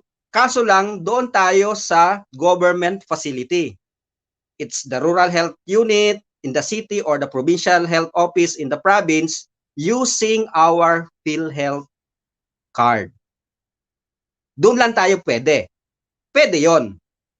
So, aside from that, wala ho. Kami, alam nyo, sa totoo lang hindi na nga ito pwedeng sabihin kasi napaka ano to parang self-righteousness ito Sa DO kasi, sa DO, meron tayong a few na affected, natin dinideny yan. Meron tayong very few na on quarantine dahil positive. At alam naman yan ng field At tayo nga, dahil wala tayong pondong pwedeng i-align for assistance, kahit na lang papano, ay kami na lang ho ang nag-chip in kung paano mabigyan ng assistance yung ating mga personnel. So, kanya-kanya. Okay, going back. Na-mention na rin yan, yung ano na yan, yung voluntary contribution na yan eh. Tayo kasi, wala tayong standing fund, wala tayong ready fund na pag may family member, DepEd family member na nagkasakit o yung kanyang immediate family. When we say immediate family, that's limited only to asawa, anak, tatay, nanay. Yun lang. Yung mga bayaw, mga pamangkin, wala na yon. Wala na yon. Doon lang tayo pag merong affected, may sakit, may malalang sakit, may nagka-COVID o na-aksidente, in the past ba? Wala tayong ready fund dyan eh. Wala tayong mechanism dyan. Kaya ang ginagawa na natin, nagpapaikot tayo ng message voluntary. Kung naalala nyo yung isang yung isang teacher, hindi ko na pangangalanan. May isang teacher tayo na namatay sa COVID. Wala tayong standing fund, wala naman tayong pondong pagkuhanan para makakuha ng significant amount para ibigay na assistance. Ang ginawa ko ay, ako mismo it came from me. Hindi ako nag-utos sa chief na mag-post for. Ako mismo gumawa ng message sa group chat. Voluntary financial assistance. Naka-bold letter pa yung voluntary. Ito yung principle kasi. In the absence of a ready fund or standing fund for that purpose, ganito yon. Sa CSDO, ang CSDO natin, alisin mo natin yung school yung field personnel, yung school, sa DO lang. Sa DO kasi ay more than 100 tayo eh. Tama ba ako, Maki? Kasama yung mga JO, yung mga COS, pati mga LSB. Okay. Yung 100 personnel na yan, yung 100 na lang magbigay lang diyan ang 50%. 50 persons out of 100, that's 50%. Marami na yun eh. Magbigay lang ng 50 pesos ng 100 o yung ibang may kakayanan 100, 200 o yung talagang may nakakaluwag-luwag magbigay ng higher amount. Pag inipon kasi natin yan, malaki yan at ibibigay nating assistance. Ganun lang siya ka. Pag nag-post po tayo at humingi ng voluntary financial assistance for COVID, for accident, for illness na serious, huwag niyo pong isipin na andyan na naman, contribution na naman. Hindi po, kasi unang-una, hindi nga po yan pilitan at hindi ka required magbigay. At kung magbibigay ka man ay wala hong amount, kahit po yung 5 piso mo, yung 10 piso mo, ay malaking bagay pag naisama yan sa another 10 pesos at mabigyan ng another 50 pesos, ganun lang muna tayo. Kasi wala tayong ano diyan. So, yun. So, nasagot ko na ba yung RT-PCR at bakit walang pondo doon sa swabbing? Magpaswab tayo, pwede magpaswab using PhilHealth sa government facility. Thank you. Thank you, Sir Nong. And sir, earlier, we were talking about our teachers po, no? They feel like they are being rushed to submit stuff, to submit documents, to submit requirements. And one thing we have mentioned ay ang kanilang nasi-single out who are rushing them to submit are their immediate heads. But one of the immediate heads has commented on our comment section, and which is ano naman po, sabi po ng isa sa mga immediate head ay isipin din naman kung sino yung humihingi ng kung ano-ano ang hinihingi na dumadaan lang din naman po sa kanila. Okay. General yon. Walang specific kung anong document. I mean, huwag mo pangalanan yung tao, yung pangalan ng document, hindi specific. I would like to say, sir, halimbawa daw po ay or if there will be monitoring reports, sometimes the teachers would opt to go to school simply because the documents that are needed for the monitoring are in the school, sir. So it's like, i-zero in lang muna natin doon sa monitoring report, sa monitoring report. If the CID or the SGOD or the supply or any office from the DO asks for a report or a monitoring report, sure ako, meron silang binibit na deadline din na kinokol ng RO o ng CO. Okay? So mabuti na yung klaro. But the problem is hindi natin makontrol yung baba ng DepEd memorandum o ng regional memorandum kasi minsan nasanay na sila na nagbaba sila ngayon ng issuance instruction to call out the report at ang deadline is after 3 days or the most is after a week. So syempre ganun din. Ngayon naman depende sa report at depende sa urgency at depende sa klase. Let's prioritize things at your level naman sa schools, yung mga principals naman natin, madidiscern nyo naman yan eh. Meron kayong 10 dyan na nakaabang na reports for submission. Nambiran mo nga yan, nambiran mo. Baka yung pinakahuling dumating, ayun ang pinaka-urgent at pinaka-number 1. Edi yun ang unahin. Yun ang unahin. When I say flexibility, when I say consideration, para sa akin, 3 to 5 days late for submission is just okay. It's just okay. Except if there is really a clear and firm instruction from RO or from CO that the data are really needed at this time. But those report na i-collate dahil submit din natin, okay, I'm giving the field 3 to 5 days kung talagang hindi kakayanin. 3 to 5 days Kasi ang sasagot naman yan sa regional office at seasonal office ay hindi naman po yung CID chief at SGOD chief, ang superintendent po. Okay. So, Thank you, yun. sir. Sir, in relation to that, another immediate head has commented about reports. Siguro, ang hugot ni ma'am is very true, sir, because sabi ni ma'am, so lucky there are schools that are big, that they have a lot of teachers to tap to work on reports. But there are schools such as ma'am is currently leading na maliit lang ang population. So no matter how she would like time for the teacher to take care of herself, take care of themselves, paulit-ulit, almost same teachers yung nabibigyan niya ng task to come up with a report simply because very limited ang kanilang school population. Got it. Ganito yon. Sana daw sir, wag sabay-sabay. Okay. Pwede namang sabay. Mahabal ni ma'am.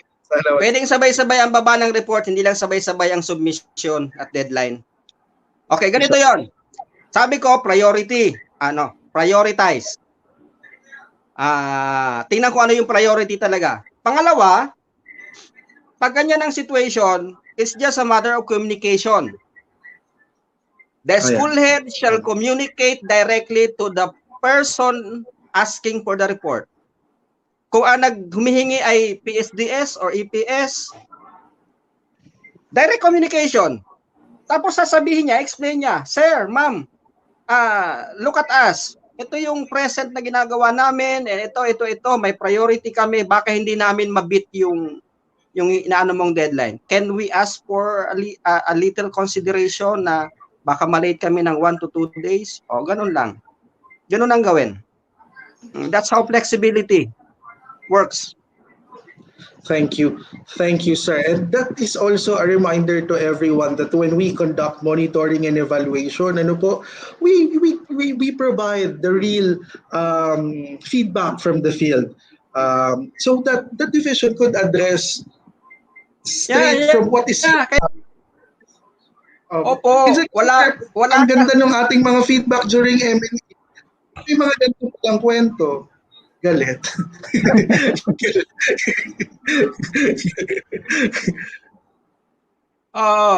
Ganun lang. Yung ang gusto ko lang mangyari na attitude in culture dito sa atin, sa lahat sa atin from the learners to the teachers to the non-teaching hanggang sa taas.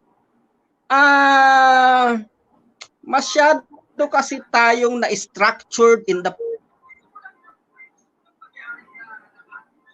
past, and that structured standard ay pag nag-fail sa ating standard, ay sasabihin agad natin mahina. Yes. And pag yung hindi pumasa sa ating, minsan nga hindi standard personal prejudice Pag hindi pumasa sa ating personal bias and prejudice, sasabihin ay sana hindi ganyan, dapat ganito. Kung teacher ang nagsabi noon, for example lang, pardon the example lang naman Kung teacher ang nagsasabi sa school head na, ay si ma'am o si sir, hindi dapat ganyan, dapat ganito. Meron ka palang magandang idea, ba't hindi mo ibinigay sa school head mo para napaayos yung sistema? Wala tayo ditong pataasan ng talino, ng pataasan ng galing. Wala. We are not looking here for credit and for honor because all the credits and the honor belong to the learners and belong to the Lord. I mean, for what? Ano bang pinaglalaban? Bakit kailangang ma-highlight ka na ikaw ang magaling? Kung magaling ka, iambag mo yung galing mo doon sa school head mo. Kung magaling ka, sabi mo sa superintendent mo para ma-simplify, ma-modify natin ang ating mga sistema at proseso. Ganun po dapat. Sir, last, this was commented last na. Last na. Sa inyo naka-address, sir. To our SDS, this is in relation, sir, to care-centered. How do you relate a care-centered English to, sir? How do you relate a care-centered teaching and learning to the activities where teacher's time, aside from teaching, sir, maybe the teacher is referring to her extra time for herself, but it is being used to enhance progress, like I will be reading kasi nakasulat, enhancement of Moodle, making lasts and leap, attending voluminous paperworks, preparing for monitoring and validation and others.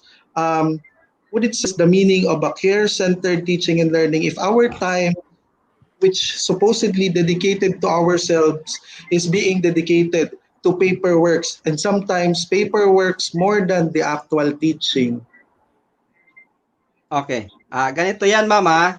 Mga ma'am at mga sir, ganito ho yun. Sabi ko, nakatambak man ang 100 trabaho, 100 talaga, hindi ba pwedeng 50 lang?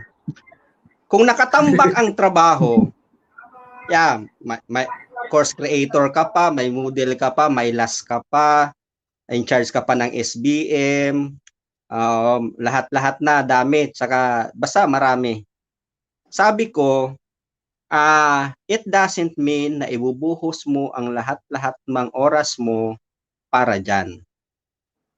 Sabi ko, magkaroon tayo ng isang magandang personal time management at magbigay tayo ng schedule na alam natin kung kailan tayo magpapahinga, kailan tayo magja-jog for 30 minutes, kailan tayo magme-meditate ng 10 minutes, at kung kailan tayo magpupuyat sa gabi, the task. It's a personal management. Bakit ba? For example, kung ang regular sleeping hours mo ay, wag na si sleeping kasi parang ini-encourage ko naman na magpuyat talaga kayo magtrabaho. Kumbaga, 8 to 5, you are working from home. 8 to 5. At dahil ikaw ay napaka-dedicated at napaka-committed, you always go home at 5:30, 6, or 7. Okay. So, na-deprive mo na ang sarili mo doon. Na-deprive mo yung husband mo, yung anak mo sa pagluluto mo ng masarap na ulam o pamamalengke, for example. Would it make any, or would it affect, or would it create that great significant if iiwanan mo talaga yung office o yung school ng alas 5 and you go to your regular routine in the house? Palagay ko hindi masyado. Hindi masyado. May ma-accomplish ka, yes, dahil doon. Pero, bakit? Kinaumagahan ba pag hindi ka nag-overtime? Wala ka na ba, would you be a lesser person tomorrow, the next day? Kung hindi ka nag-extend ng extra hours? And if, alam ko ganito yun Sabi ko, hindi na ako pwedeng kwentuhan. Hindi na ako pwedeng kwentuhan ng trabaho na dinadala sa bahay. Kasi yung kwento ko nga during the last interview today with DEPED DASMA, sabi ko, principal na ako, advisor pa ako ng isang klase. Talagang binadala ko yan sa bahay. And talagang normal yan sa atin. Oo, nandyan na tayo. Talagang nag-overtime dahil sa bahay, yung iba, kahit yung mga EPS natin, yung mga teachers, talagang nagdadala. And at 9 o'clock, 10 o'clock, nagtatrabaho pa sila. But that is a personal choice and execution of a personal time management. Nagpapasalamat tayo, of course, because you are working double time, you are working overtime to accomplish the task. But we are not advising, ordering you to deprive of yourself with those things that are supposed to be for you in order to maintain your wellness and your health. Doon po tayo. Doon po tayo. Ganun lang siya.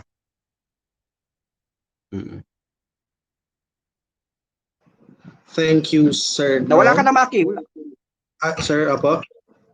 Sir, can you hear me po? Okay na. Nawala yung audio mo. Si Sir Tony. But thank you so much, Sir Nong. Marami pong salamat. Because the concern, sabi pa nga po nitong isa sa ating mga immediate heads ng ating mga principals ay siguro po sana maiwasan yung overlapping of activities and yung sa mga paperworks kasi naiiwan ang teaching, parang mas napaprioritize daw po ng ibang mga teachers ang requirements rather than delivery of their teaching. Marami pong salamat, Sir Nong.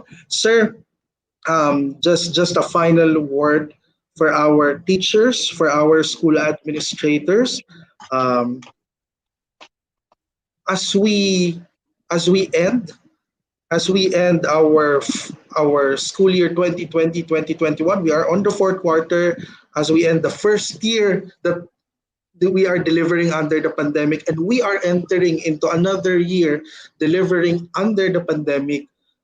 What are the things, medyo on the spot to, no? What are the things our teachers, our administrators could expect from us to address this mga problema that we have assessed, that have aired to us, and in order for us to achieve a care-centered teaching and learning?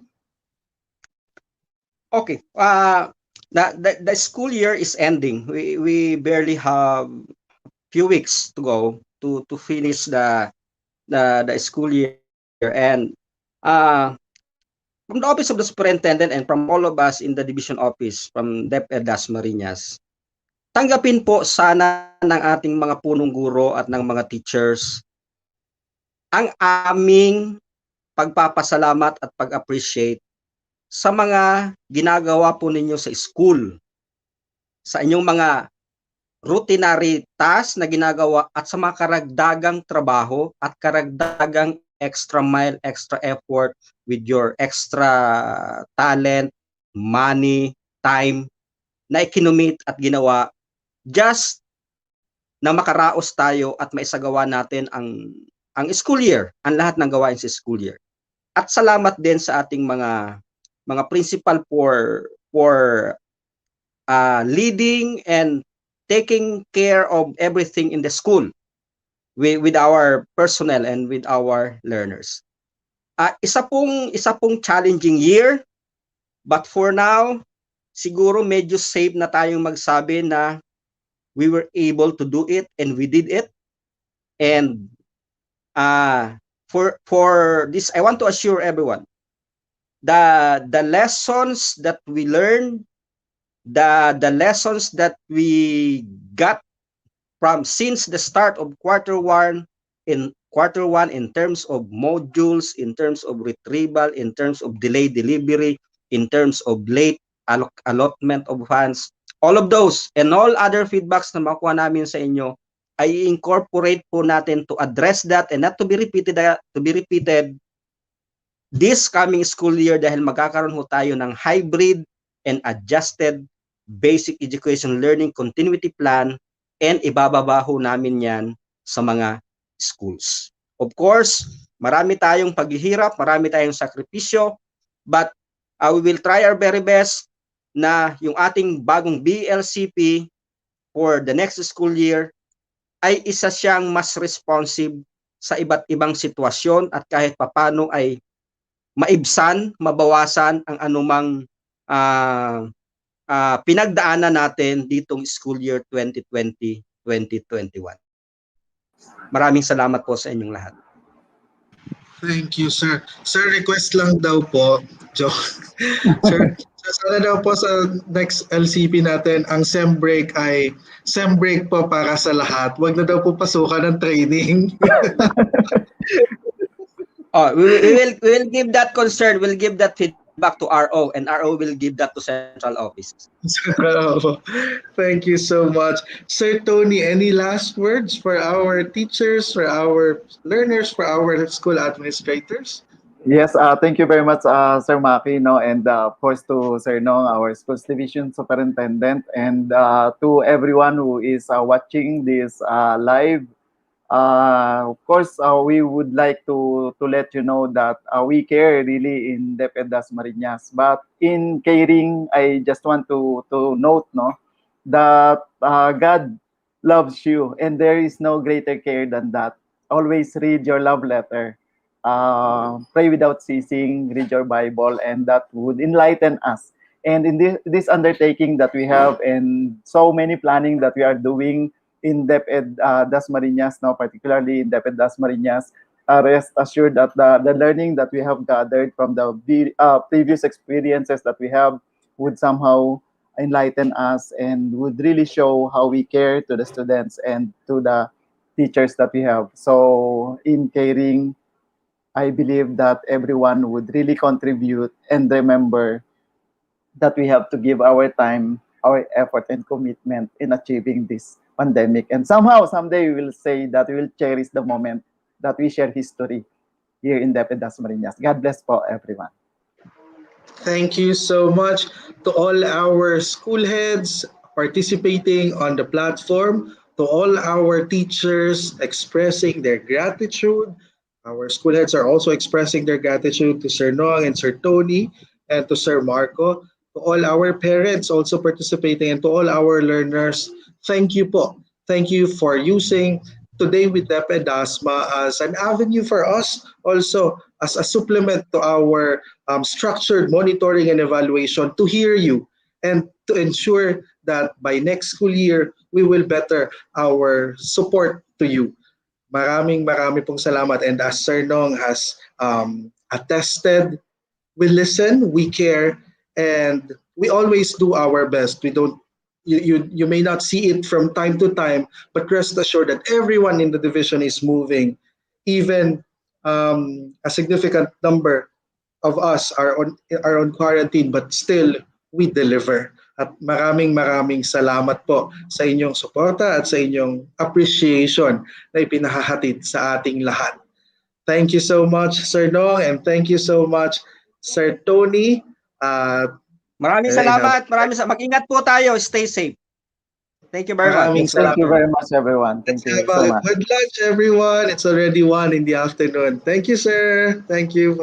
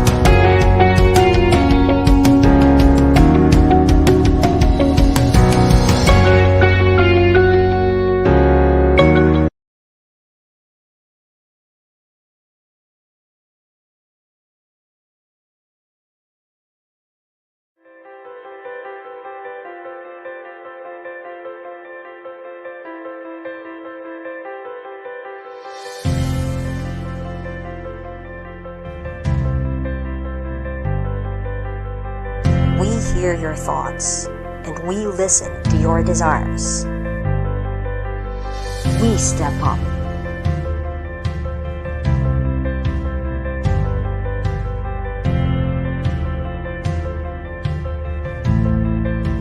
Crafted the master plan that would respond to the Visayans' academic needs in the time of pandemic. We look at all aspects and every opportunity. We care for what matters. The fusion of education, technology, and human care